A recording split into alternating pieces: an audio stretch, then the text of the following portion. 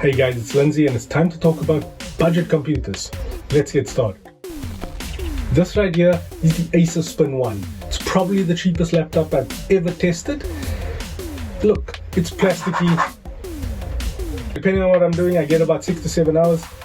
This is the Pentium processor 64 gig model. It's selling for about 5,000 on incredible connection right now. And this was supposed to be a head-to-head between a budget Windows computer aimed at the education market and the iPad 7th generation, the 10.2-inch model. If you were to ask me at the beginning of this year, January, Lindsay, my kid is going to school, needs a smart device, I would have told you straight up, get the new iPad. Just the iPad, even the 6th generation, the 9.7-inch, that is still fine. It's fast, it's snappy, you're gonna get software updates going on for about 5 years on that, and all the software is very well optimized. Right now, even this 5,000 Rand machine with 4 gigs of RAM and a really pussy processor and 64 gigs of storage is a really good option.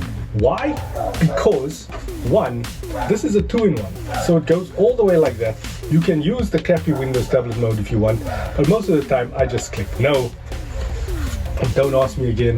This has active stylus support in the same way that new iPads all have Apple Pencil support. You can pick up one of those bamboo Wacom jobs off of Take-A-Lot. The screen, not so good. It's an LCD job, and you get about like that. There the colors are fine, and then the colors are wonky. There the colors are fine, then the colors are wonky. So you have about maybe 3 degrees of movement before the colors completely wash out. I wouldn't recommend doing any sorts of picture editing or video editing on here. Also, I'm not going to bore you with benchmarks. It's not good. But the important thing that I did when I started this experiment was Chrome kills these machines. You have 4 gigs of RAM, you're running Windows 10.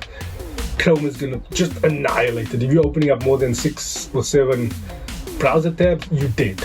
Chrome is a resource hog right now, and everyone who I love, I try and move away from it. There is an option though.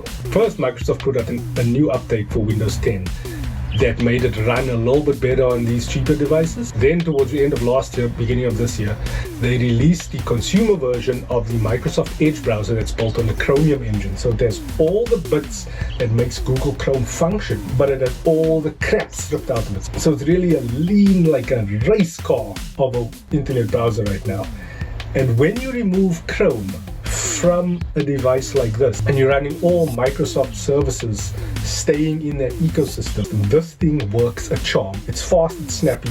It's got 64 gigabytes of eMMC storage, so it's not as fast as UFS, but it's a lot faster than the hard drives, the HDDs that you're going to find on a lot of machines priced at this point. You don't have to wait for those disks to spin up anymore, so you're getting very good performance. High-speed USB on this side, HDMI port, another USB there, little charging pin, headphone jack, power button. Power button's not placed in the best position because every time I try and move it on my desk or something, I tend to switch it off, which is not great, and it's almost like completely flush on this side here. It's completely plastic chassis, plastic mold. Oh, and an SD card reader over there, like a MicroSD card reader, which is absolutely amazing. Things I don't like. The screen, like I told you before, it's not great. It's passable though. It's 11 inches, which is decent. It's about the same size as an iPad. And then this keyboard, there's no backlighting on the keyboard, which is another problem. And the trackpad is okay. I prefer those solid state trackpads like Apple uses. That's cool. Importantly, this is a 2-in-1. So you can use the whole tent mode thing, which is great for consuming media. The speakers are fine. They're not the best. I'm still using the iPad mini to do most of my heavy computer work, like editing this video, which I'm shooting in 4K. That I'm doing on LumaFusion over here. Will not even attempt to do that here. But honestly, this is enough, especially in the quarantine, lockdown, work from home world, where maybe you're not getting your same salary that you used to. Like me, I'm a freelancer, I don't pull in as many clients because people's events get cancelled, people's businesses get scaled down.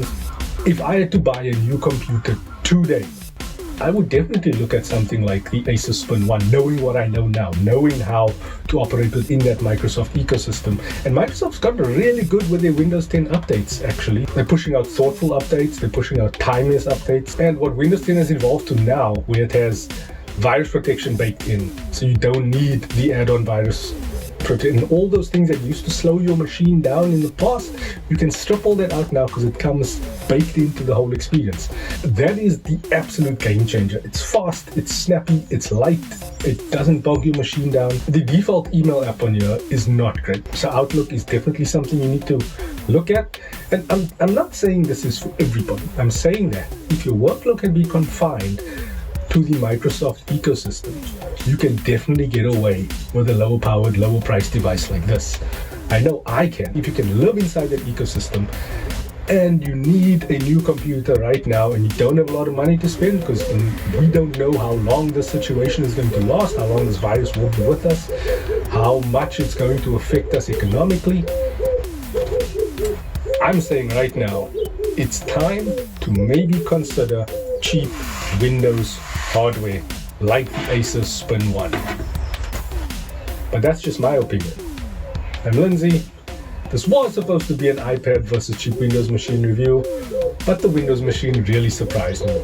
And I will catch you in the next one. Cheers.